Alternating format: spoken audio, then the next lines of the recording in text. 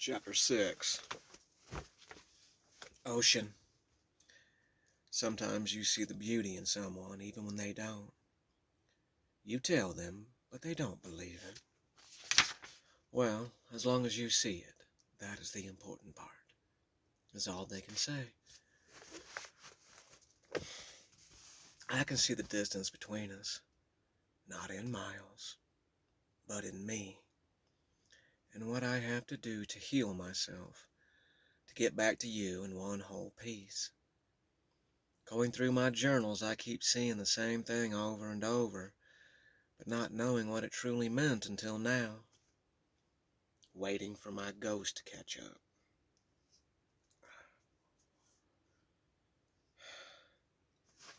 Reading that, I can see the things that I have been so afraid to write. Things that happened that I couldn't let go. Things that cut my heart and never really healed, but left a scar so deep my heart beats around it. There is a mountain in the distance. It's dark and looming with jagged edges, and there is no path to get over it. I keep believing I am getting close, but the distance stays the same. The shadow of that mountain is stretching to me, and I feel all my warmth going away.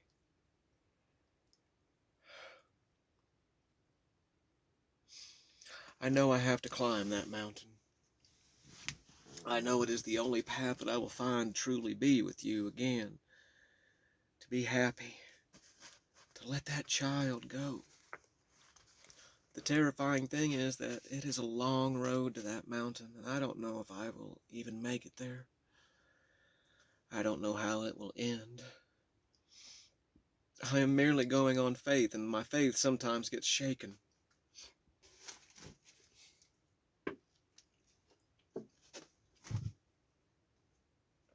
And I'm afraid of my own words. I am so afraid I will give the ghost more power over me if I speak of them, and that mountain will just get that much bigger, and even that much further away. Sorry. I ate a peanut butter sandwich, and I feel like I got the bread in my teeth. It's driving me crazy. I'm sure that's just me trying to... I know around that mountain is you. Around that mountain is a life without fear of the ghosts that have haunted me all my life. Being in this cold, dark shadow, I am afraid that when I do get over the mountain and into the light, you may be gone. I will still feel you in my soul, but that will be all. And life without you is just as terrifying as the ghost I keep running from. It is no longer a rabbit hole I am falling down, but a mountain I may fall off of. At times I hold on to you because you help the fear go away. And there are times when I hold on too tight and I do not get closer to the mountain or you. It keeps me at this distance waiting for my ghost to catch up. I have to climb to the top of that mountain. And then I have to have the strength to climb back down the other side. I have to do this to set the ghost free. I have to do this for you. And for me. I want so much to be in your arms. To laugh at silly things no one else laughs at. To wake up on rainy days and do nothing but nap and hold you as we dream of the sun and things to come. I truly do not know what this mountain has in store. I know things happen how they are supposed to happen, and right now, this has to be done, and there is no one else to do it but me.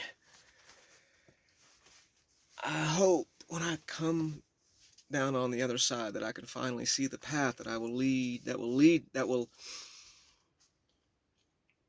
hope when I come back down on the other side that I can finally see the path that will lead me back to your smile. To you. Confidence is being scared. No, terrified of every next step you take, but having the strength to do it anyway, and ready for what life brings. I love you. I miss you. I miss feeling you put your hand in my hand, and feeling you squeeze tight and not let go. I miss you walking up behind me, putting your chin on my shoulder and whispering, "Hi," and waiting for me to turn and kiss your lips.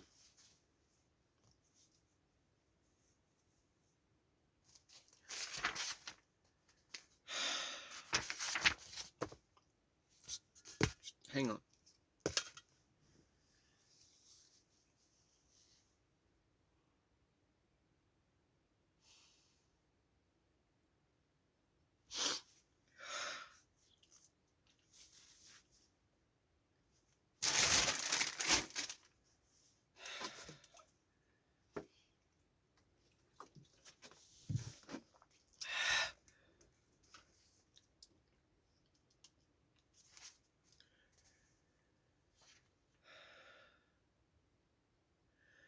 I miss these things so very much. I miss when we stood under the stars, moving so close to you I could feel your heartbeat enter mine. I could not stop trembling as I stared in your eyes. They were deeper than the stars shining above us.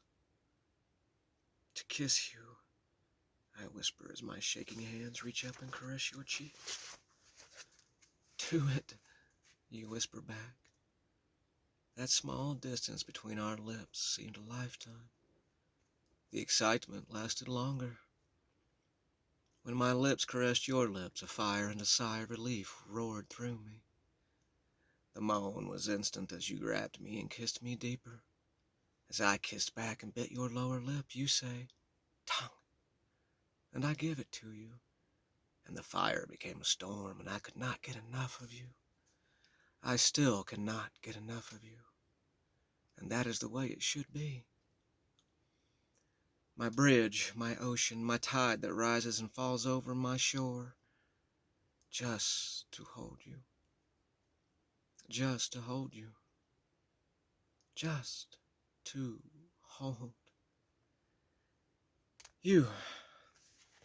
To feel you underneath me, over me, beside me. To feel you as I do now with the distance between us. To feel us close the distance. To feel your music inside of me. I am singing to you. Hear my music. I love you, my ocean. River. He was screaming in his sleep. The scream came from deep down inside of him, and it gurgled and bubbled its way up through him, and the nightmare that caused it followed close behind. He screamed in the dark until his breath was gone, and even then the scream tried to work its way out through his gasp for air. He tried to wipe the nightmare away, swiping his hand again and again across his face, as his gasp for air still held more screams and more tears. And my arm's going numb from this, so either this is gonna be a heart attack or this is that shit that I ain't gonna fucking let win. I got this, motherfuckers. You ain't. No, we're not doing this. I got this. He tried to wipe the nightmare away, swiping his hand again and again across his face as his gasp for air still held more screams and more tears. Sweat poured out of him as he crawled to the trash can and made it just in time to throw up. Once his stomach was empty, he hovered over the can. Mouth open, stomach tightened as a painful moan and gagging came out of him, like an old door swinging open after being shut tight for years and years. He fell onto his back and cried himself back to sleep. Then there was nothing. Don't stay. Pooh, I'm gonna need you, buddy. Okay. Okay. Okay. You just stay right there, okay?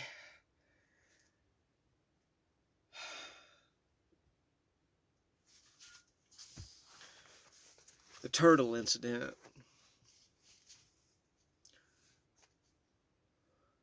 We we we we um we were in South Houston again. And it seems we always wound up there. This time around, Mom had even bigger high hopes for us than usual. This time it will be different.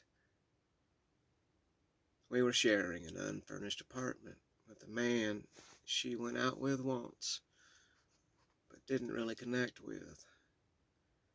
He needed a roommate for the expensive apartment he just rented. Bear, I'm gonna need you too, buddy. I need you, Bear. Stay right there. Come here, Bear. Come here. Just come here, please. Ow. Fuck. Okay. Okay. I'm good. I got this. Just.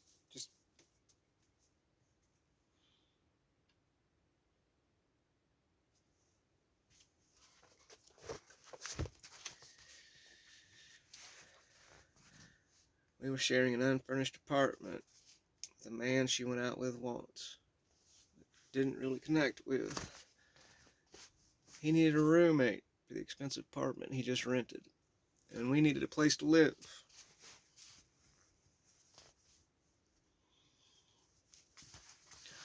Mom was basically living and working at the bar just to try and pay for the expensive rent. So as always, she was never home.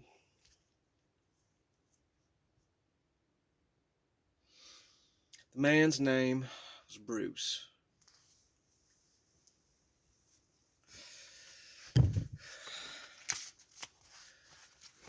man's name was Bruce. He was a skinny, angry alcoholic that hated the world.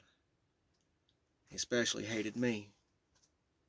It was like I was the reason his blurry-eyed world was so fucking horrible. 5'5" and 110 pounds of just pure shit. He was a pale ghost with soulless eyes. He had a stinky, scraggly beard that came down to his muscleless chest, and it always had food and white beer foam clinging in it like snot to a hairy nose. His speech always had the same angry slur, no matter how much or how little he drank. And I did mention that he hated me, right? I mean, he really hated me.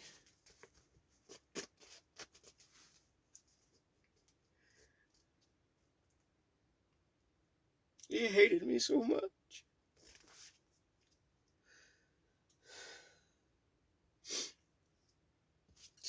Don't move your hand. Stay right there.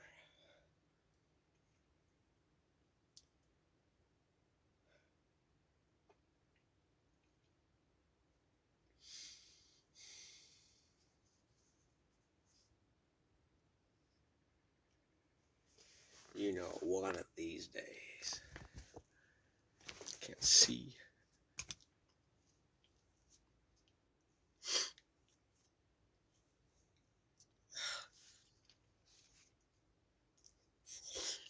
You know, one of these days, you keep pissing on that toilet seat, and I'm gonna cut that little pecker off.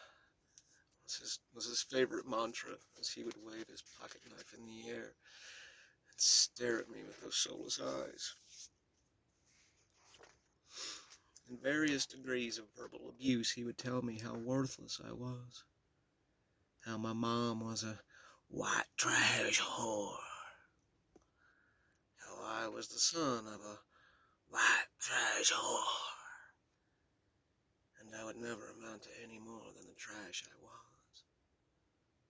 There was no end to his verbal abuse. I honestly believe he would go to his horrible job and daydream of things to say to me when he got home that night. And this went on for months and months.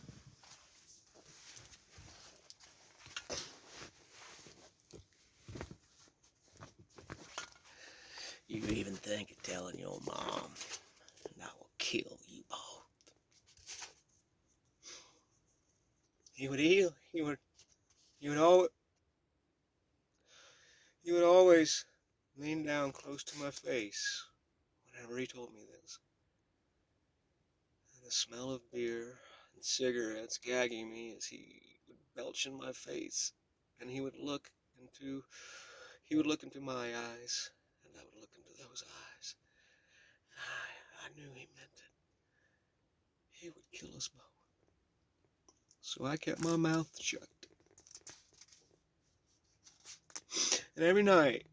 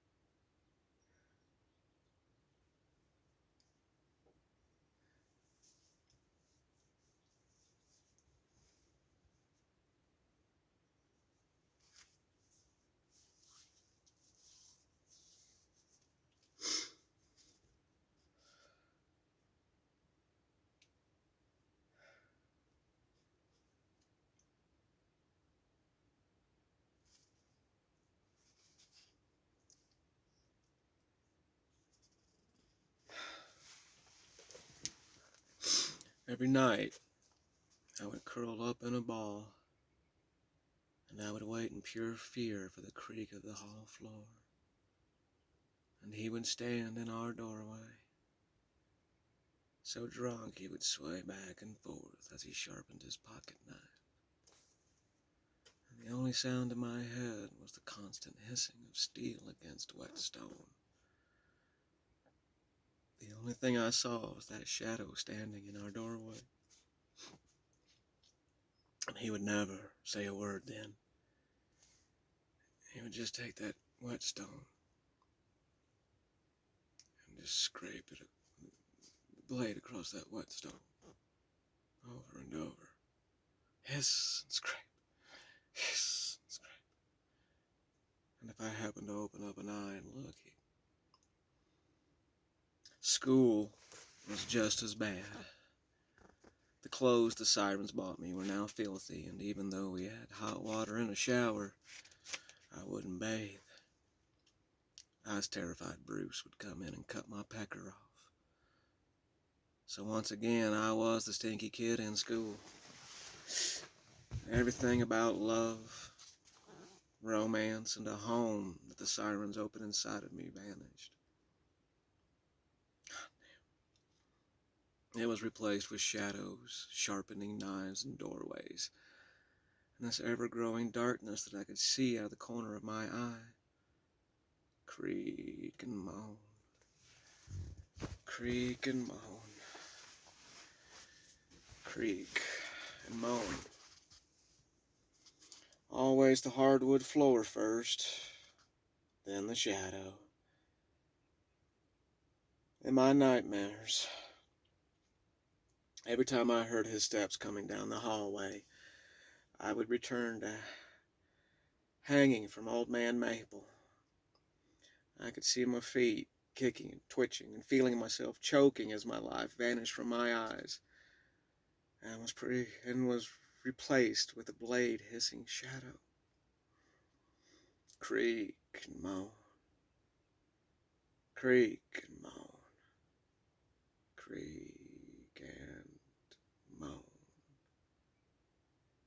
Hiss, scrape, hiss, scrape, hiss, scrape. Time and time again I wanted to scream, but was always afraid that would get the shadow's attention. So the scream always stayed inside of me. Then there was nothing. I completely gave up. Life became a dark, painful shadow for me. A scene in a horror movie I lived over and over again. My world was nightmares, bullies. Teachers ignored me because there was no hope for me, and getting to the apartment only to have a drunk, angry man threaten me in various ways and fuel my nightmares. Mom did the best she could being so young. She really did. One day I came home from school and she was actually there.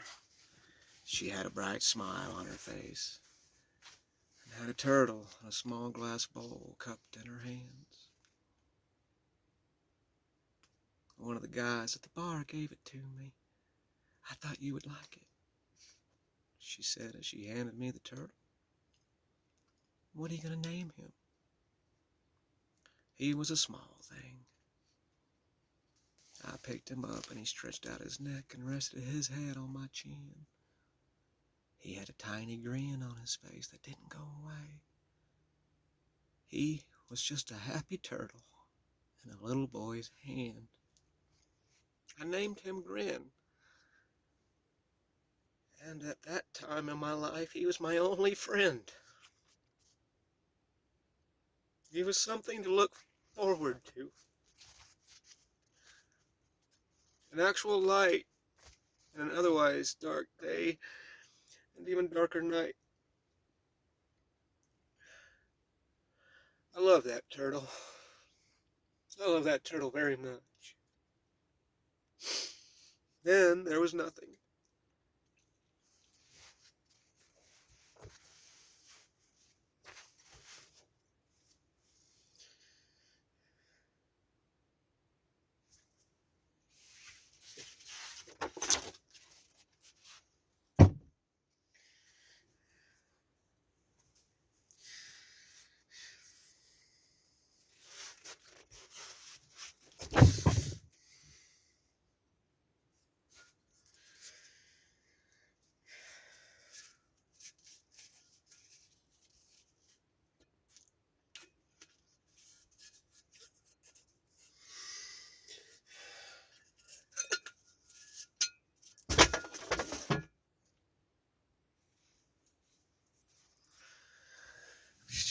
Just one, please.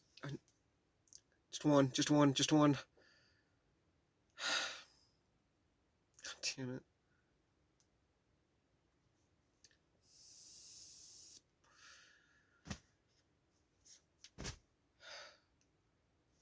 You're on your own, sport.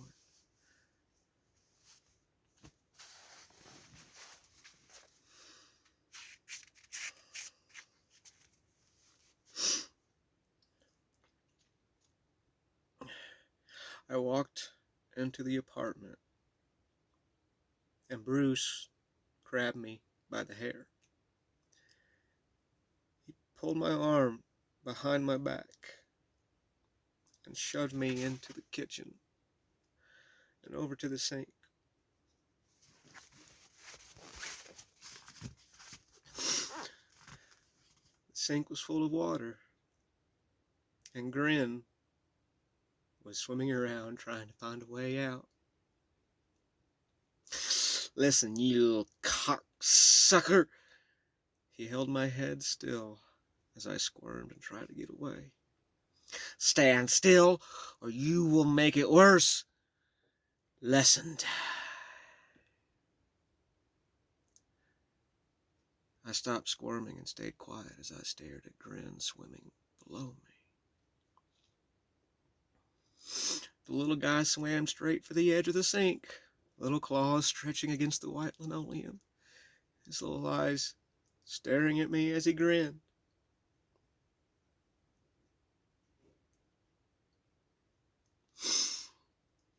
You touch any more of my shit, bring any more fucking varmints in my home, or eat any more of my food. He pulled the plug on the sink and flipped on the garbage disposal.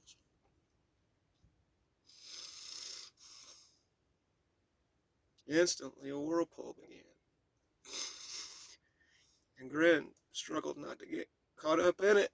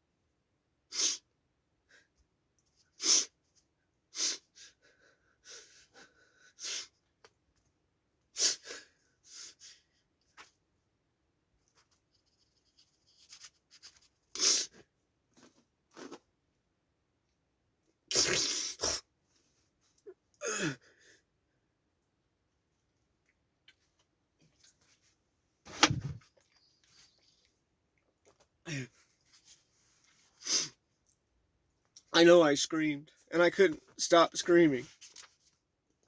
I just kept screaming and screaming and screaming. And the thing is, the scream sounded so distant to me, like it wasn't me, but another boy screaming and echoing inside my head. He pushed my face closer to the sink as Grin's little legs kicked harder and harder as he tried to escape.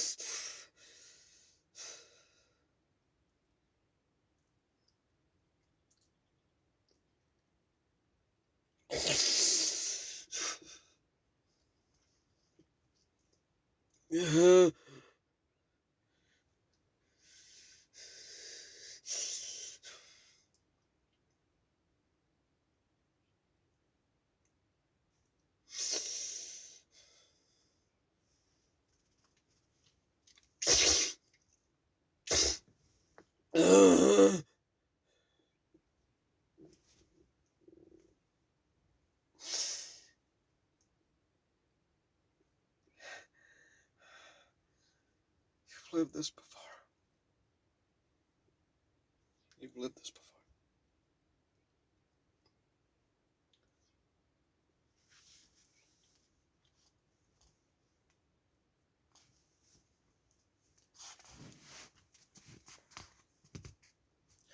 I screamed even harder when bits of him flew into my mouth. I tried to spit them out and started to gag, still screaming the entire time I did.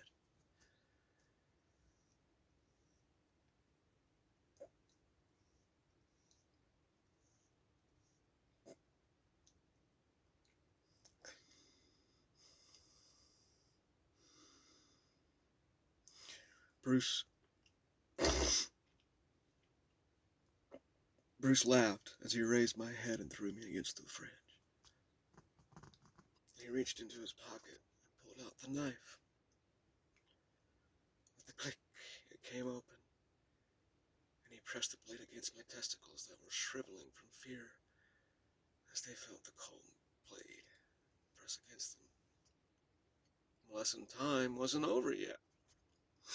And if you piss on the toilet seat one more fucking time, I'm gonna cut your cock off and put it down the garbage disposal as well. Do you hear me? Crying, the snot running out of my nose, I nodded